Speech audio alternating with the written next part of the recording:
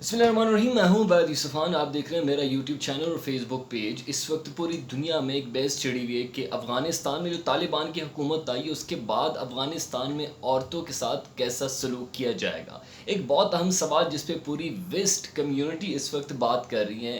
کچھ پروپیگنڈز ہیں, کچھ انفارمیشن صحیح اور کچھ غلط ہے, اور اس سے آج پردہ فاش کریں گے کہ افغانستان میں اس وقت ایکچوئل سچویشن کیا ہے. کیا واقعی افغانستان میں وومن رائٹس کا خیال نہیں رکھا جائے گا؟ کیا افغانستان میں عورتوں کے تحفظ کا لحاظ نہیں کیا جائے گا؟ کیا افغانستان میں عورتیں واقعی اس طریقے سے محفوظ نہیں ہیں جس طریقے سے ویسٹ میڈیا ہمیں بتا رہا ہے؟ تو اس ساری چیزوں سے پردہ اٹھائیں گے. لیکن اگر ابھی تک آپ نے میرا یوٹیوب چینل سبسکرائب نہیں کیا تو کائنڈلی کیجیے تاکہ آپ کو میری ویڈیوز بر وقت پہنچ سکے.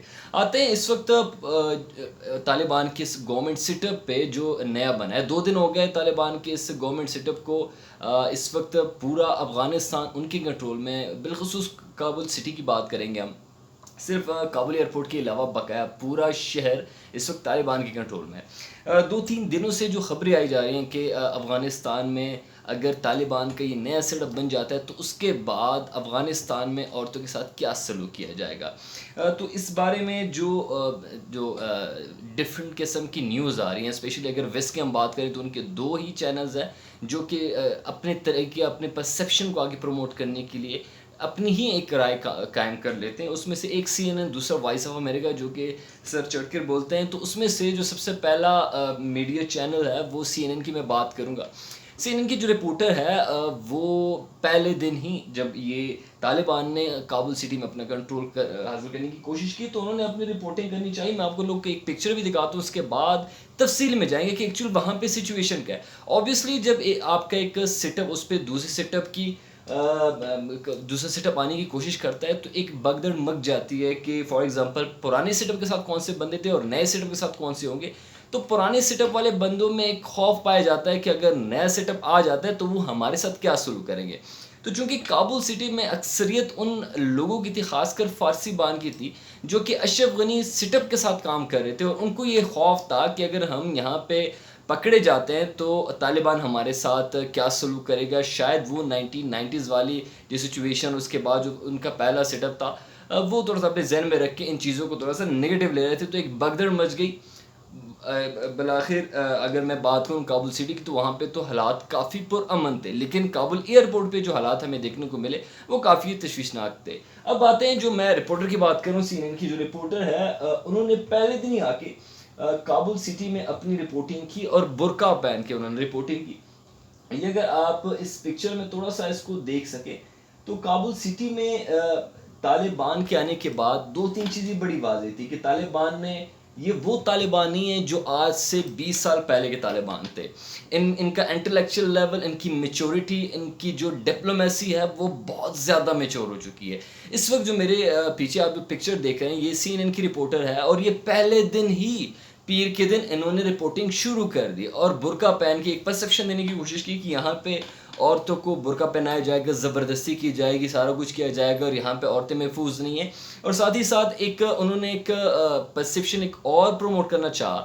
پیچھے طالبان نے نعرے مانی شروع کیے, اللہ اکبر کے نعرے. انہوں نے ان کو نریٹ کیا کہ یہ کہہ رہے ہیں کہ ڈیتھ ٹو امریکہ, امریکہ کو اب ہم ختم کریں گے, بلا بلا بلا بلا. تو اس پہ جو فاطمہ بھٹو ہے بینظیر کی بانجی, انہوں نے بھی اپنا ٹویٹ کیا کہ اس طریقے کا نریشن ایک پروپیگنڈا فیک نیوز ہے.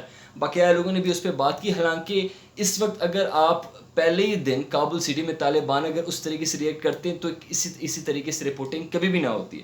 ایک دوسری بڑی حیران کن نیوز ہے جو میں نے دیکھی کہ دوسرے دن کابل سٹی میں جو طلوع نیوز ہے, طلوع نیوز جو ہے نا, میں آپ کو تھوڑا سا بتاتا چلوں. طلوع نیوز اس وقت افغانستان کا وہ نیوز سمجھا جاتا ہے جو کہ اشرف غنی سیٹ اپ کو سپورٹ کر رہا تھا. اشرف غنی سیٹ اپ کو سپورٹ کرنے والا نیوز چینل طلوع جو ہے, اس پہ آ کے طالبان کے اسپوک پرسن نے آ کے انٹرویو دیا. اور انٹرویو کس طریقے سے, میرے پیچھے آپ یہ پکچر دیکھ رہے ہیں کہ اس پکچر میں واضح طور پہ جس طریقے سے افغانستان میں عورتیں نیوز کاسر ہوتی ہیں, ہم میڈیا کے شعبے سے وابستہ ہیں تو ہمیں پتہ ہے کہ فار ایگزامپل جس کمیونٹی سے آپ کی وابستگی ہوتی ہے اس کمیونٹی کے لحاظ سے آپ کو اپنا گیٹ اپ تیار کرنا پڑتا ہے. تو یہ جو پیچھے نہ تو یہ برقع ہے, ایک نارمل ڈریس ہے جو کہ افغانستان میں پشتون کمیونٹی یہ ڈریس پہنتی ہے, شلوار قمیض دوپٹہ جو کہ عام پختونوں کا, اور خاص طور پہ ہماری ایشین کنٹریز میں عموماً اس طریقے کا لباس پہنا جاتا ہے. وہ نارمل لباس پہنے اور بالکل آئی ٹو آئی کنٹیکٹ کے ساتھ ہی انٹرویو لیا جا رہا ہے. کوئی خوف اس نیوز اینکر میں نہیں پایا جا رہا.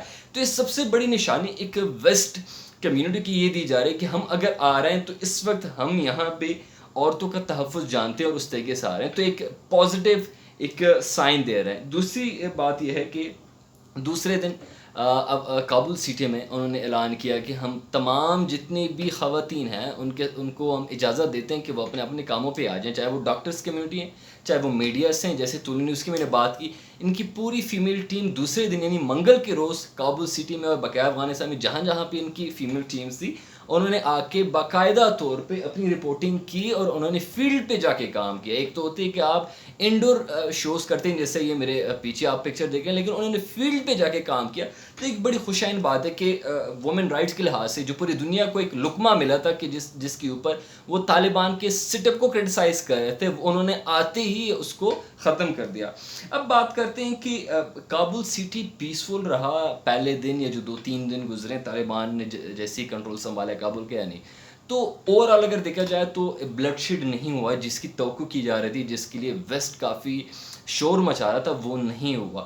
کابل ایئرپورٹ کے اوپر جو واقعات ہوئے اس کو میں نے پہلے ذکر کیا کہ وہ کیوں اس طریقے سے جو حادثہ پیش آیا یا جو ابھی تک لوگ بھاگنے کی کوشش کر رہے ہیں وہ کیوں آ رہے ہیں۔ جو سب سے بڑی بات ہے کہ اس وقت میں خود بڑا سرپرائز ہوا کہ جس طریقے سے میچورٹی سے آگے چل رہا ہے، انہوں نے نہ تو کسی انٹرنیشنل کمیونٹی کو ڈسٹرب کیا، انہوں نے نہ تو کسی انٹرنیشنل ایمبیسی کو چھیڑا، نہ انہوں نے ایئرپورٹ پہ حملہ کیا۔ ایئرپورٹ پہ حالانکہ یو ایس فورسز ہیں، اگر یہ چاہتے تو یہ وہاں پہ جا کے کابل ایئرپورٹ کا کنٹرول حاصل کر سکتے تھے، لیکن ابھی تک انہوں نے وہاں پہ کوئی پیش قدمی نہیں کی۔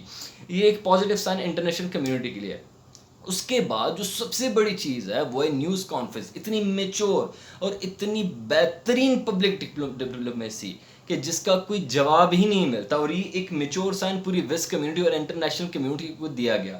اس میں انہوں نے 2-3 باتیں بڑی امپورٹنٹ کی کہ افغانستان کی زمین جو ہے وہ کسی اور ملک کے خلاف نہیں یوز ہوگی، اور نہ کسی اور ملک افغانستان میں کسی دوسرے کے خلاف ہم استعمال کرنے دیں گے۔ دوسری بات یہ ہے کہ افغانستان کے انٹرنل افیئرز میں کسی اور کو مداخلت کرنے کی کوئی اجازت نہیں ملے گی۔ عورتوں کے حقوق کے بارے میں نے کہا کہ عورتیں ہمارے ملک کا ایک اہم حصہ ہے، اور اس کے ساتھ ہم اس کو اپنے ساتھ شریعت یا اسلام کے دائرے کے اندر اس کو اپنے شانے بشانے لے کے چلنا چاہتے ہیں، یعنی ان پہ کوئی پابندی نہیں ہوگی۔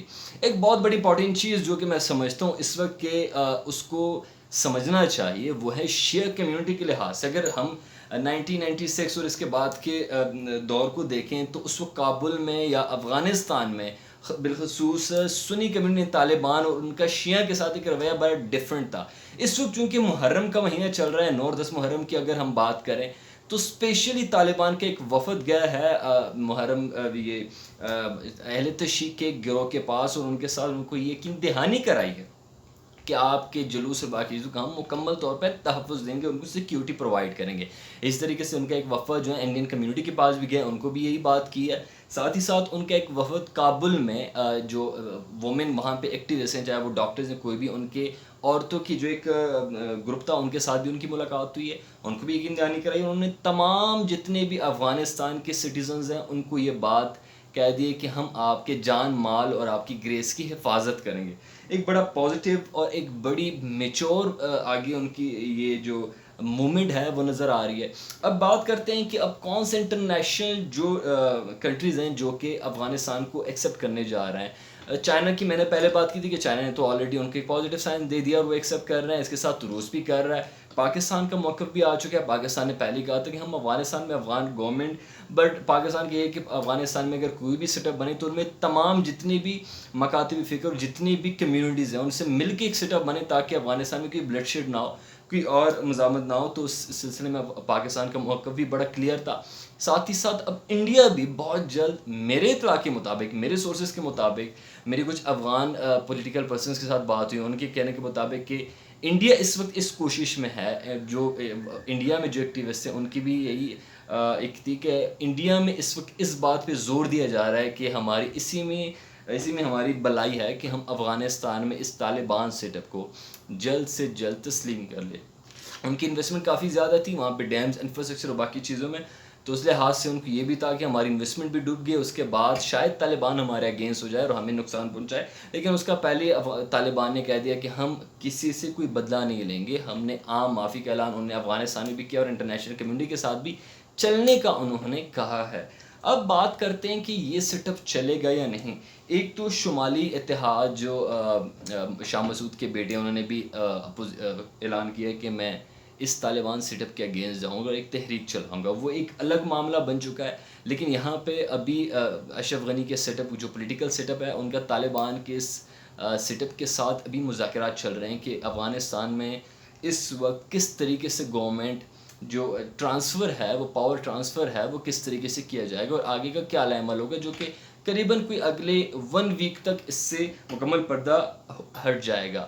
اچھا, اب بات کریں گے کہ پورے دنیا میں جو ایک بحث چڑھی ہوئی تھی کہ اگر طالبان کا سیٹ اپ آتا ہے تو فیمیلز کا رویہ کیا ہوگا, فیمیلز کے ساتھ کیا سلوک کیا جائے گا. اگر یہ والا جو فیمیل کا ایشو ہے یہی نکل جائے کہ فیمیل وہاں پہ آرام سے کام کر سکے, وہاں پہ این جی اوز کام کر سکے, وہاں پہ انٹرنیشنل فیمیل رپورٹرز کام کر سکے, اور یہاں تک کہ وہاں کی اپنی لوکل فیمیلز بھی نیوز رپورٹنگ وغیرہ, نیوز رپورٹنگ اگر میڈیا میں ایک بندی کام کر سکتی ہیں تو وہ اوبیسلی میڈیکل جو شعبے ان میں تو کام کر ہی سکتی ہیں یا ایجوکیشن میں تو کام کر سکتی ہیں. تو میڈیا ایک بہت ویئرڈ شعبہ سمجھا جاتا ہے. اگر ان کو یہاں پہ اجازت ہے تو باقاعدہ ایجوکیشن اور ساتھ ساتھ جو میڈیسن وغیرہ یا میڈیکل سے ریلیٹڈ شعبے ان میں تو ان کو کوئی پرابلم نہیں ہوگی.